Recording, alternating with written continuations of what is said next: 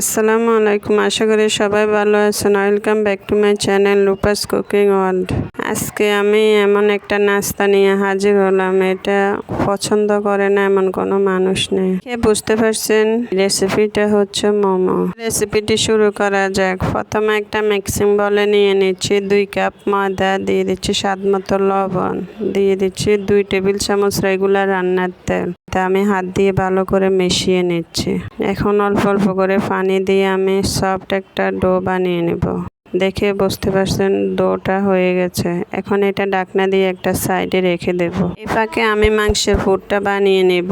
এখানে আমি half cup chicken কুচি কুচি করে কেটে নিয়েছি, দিয়ে দিচ্ছি হাফ কাপ পেঁয়াজ কুচি, দিয়ে দিচ্ছি স্বাদ মতো ধনিয়া পাতা, দিয়ে দিচ্ছি হাফ চা চামচ করে 1 চা চামচ আদা রসুন বাটা, দিয়ে দিচ্ছি 1 টেবিল চামচ কাঁচামরিচ কুচি, দিচ্ছি 1 টেবিল চামচ সয়া সস, 1 টেবিল চামচ তেল, 2 টেবিল চামচ পানি, স্বাদ মতো লবণ, দিয়ে দিচ্ছি স্বাদের জন্য হাফ চা চামচ চিনি। হাত দিয়ে ভালো করে মেখে নেব। দিয়ে দিচ্ছি 1 চা চামচ কালো গোলমরিচের গুঁড়ো। ভালো করে মেখে নেব। এটা কিছুক্ষণের জন্য একটা সাইডে রেখে দেব। আমি একটা সস তৈরি করে নিব।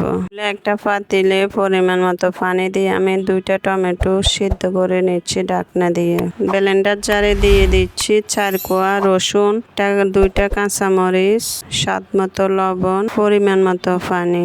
এটা সিদ্ধ হয়ে গেছে। এখন চামড়া ছাড়িয়ে আমি এটা দিয়ে দিচ্ছি ব্লেন্ডার জারে। একটা প্যানে পিউরিটা দিয়ে দিচ্ছি, দিয়ে 1 চা চামচ লালমরিচের গুঁড়া আমি এটা নেড়ে চেড়ে 5 মিনিটের মতো ঘন করে নামিয়ে নিচ্ছি। দেখে বুঝতে পারছেন সসটা হয়ে গেছে।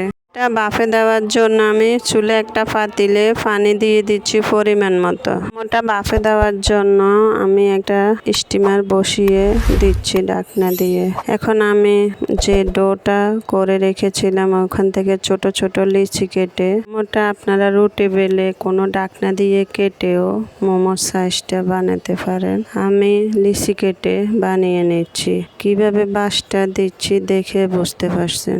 আপনারা যে কোনোভাবে মোমোটা তৈরি করে নিতে পারেন। ঢাকনা উড়িয়ে স্টিমারটার মধ্যে আমি সামান্য তেল ব্রাশ করে দিচ্ছি। ব্রাশ করে দিয়ে আমি মোমোগুলো একটা একটা করে দিয়ে দিচ্ছি। এখন ঢাকনা দিয়ে অপেক্ষা করব 5-6 মিনিটের মতো। এগুলা হতে বেশি সময় লাগে না।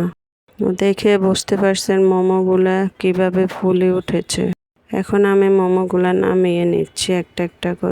আপনারা অবশ্যই বাড়িতে এইভাবে ট্রাই করবেন, আপনাদের মোমোটাও এরকম হবে। বাসায় বাড়িতে ছোট বড় সবাই পছন্দ করবে। একটা খেয়ে দেখাচ্ছি এটা ভিতর থেকে কতটা পারফেক্ট ভাবে হয়েছে। মোমোর সাথে সসটা অনেক দারুণ হয়েছে। আপনারা বানিয়ে খেলে বুঝবেন এটা কতটা স্বাদ হয়েছে। আশা করি ভিডিওটি আপনাদের ভালো লেগেছে। একটা লাইক দিয়ে চ্যানেলটি সাবস্ক্রাইব করে রাখার অনুরোধ রইল। আজকের মতো এখানে বিদায় নিচ্ছি। আল্লাহ হাফিজ।